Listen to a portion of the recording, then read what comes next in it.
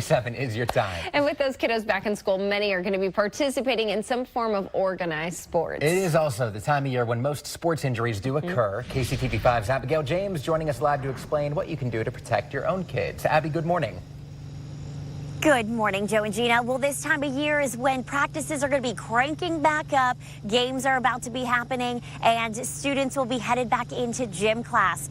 Now, many kids have not been using some of those muscles they'll be using because of the summer break. By far, the most common injuries are sprains and strains. Doctors say it's important to stretch and do some light work to get the body back in shape. If you do get an injury, Dr. Seth Oliphant suggests parents follow a RICE procedure. That is rest, ice, compression, and elevation.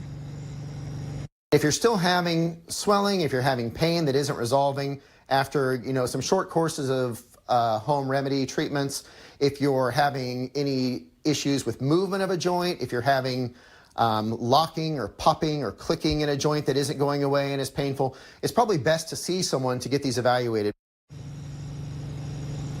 Well, coming up, we'll tell you just how often kids get injuries this time of year. For now, reporting live, Abigail James, KCTV.